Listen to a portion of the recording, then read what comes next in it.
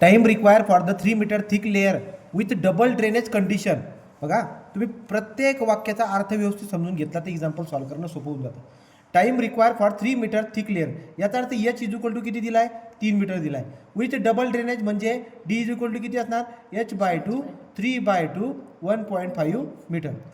Condition for 20% consolidation is 2 month. याचा अर्थ असा आहे की तुम्हाला 20% U percentage use equal to 20% होण्यासाठी 2 महिने लागतात. टाईम किती लागतो, 2 months. Okay. What is the time require in the month for 50%, म्हणजे ते म्हणतात की 50% कन्सोलिडेशनसाठी किती टाईम लागेल बाळांनो, बरं का. आणि 90% कन्सोलिडेशनसाठी किती टाईम लागेल, तो पर्सेंटेज यू फॉर 90% किती टाईम लागेल तो तुम्हाला शोधायचा आहे. आलं का लक्षात. तो 50% आणि 90%साठी किती लागेल. आता तुम्ही काय म्हणणार की सर आता आपल्याकडे 20%साठी 2 मंथ यांनी दिला आहे की नाही. आपल्याकडे एक फॉर्म्युला असतो, जो फेमस फॉर्म्युला आहे कुठला, CV is equal to TV into डीचा स्क्वेअर डिवाइड बाय टी. आणि हा जो काही आहे हा आपण जनरली यूज करू फॉर, तो इथे लिहून टाकतो मी, for percentage of U is equal to 20%, याच्यासाठी आपण यूज करूया. बरं, मग आता तुम्ही जर यूज करायला गेलं तुमच्या लक्षामध्ये काय येईल की या फॉर्म्युल्यामध्ये CV फाइंड आउट करायचं. TV कसं काढणार सर, TVसाठी आपल्याकडे फॉर्म्युला असतो π/4 इंटू यू पर्सेंटेज यूचा स्क्वेअर.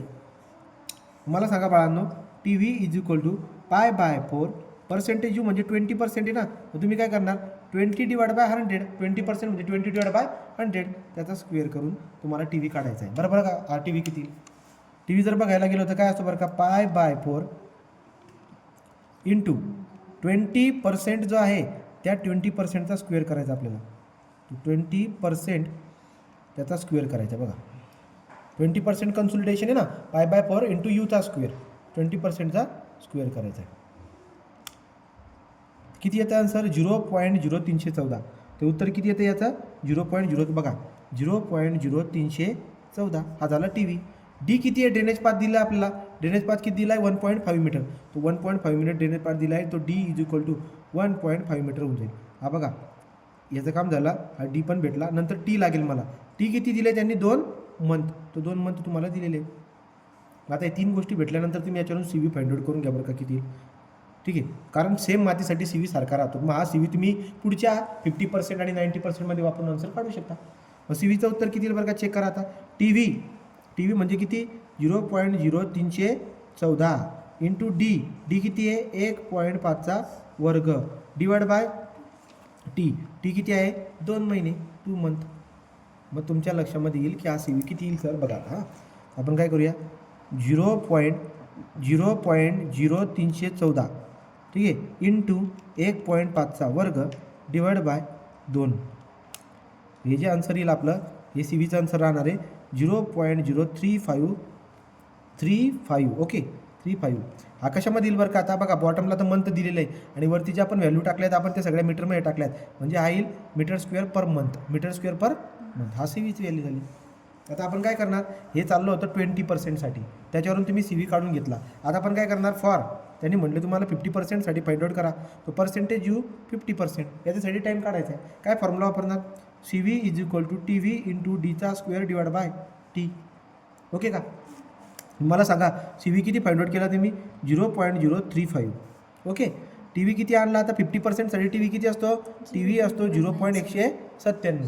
मग 0.197 माहीत असायला पाहिजे आपल्याला, 97 किंवा 96. आणि D किती बाळांनो, हे बघा ड्रेनेजवरती काढून ठेवला मी, इथे किती आहे D 1.5. मग आपण एक काम करूया, 1.5चा वर्ग डिवाइड बाय टी करूया. असं जर तुम्ही केलं तर T तुम्हाला कशात भेटेल, T तुम्हाला मंथमध्ये भेटेल. कशात भेटेल, मंथमध्ये. मग बघा बरं का आता तो कसं करावा लागेल, 0.197 इंटू 1.5चा वर्ग divide by alpha x shift solve answer equal.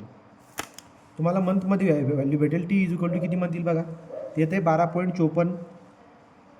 तो 12.5477 मंथ.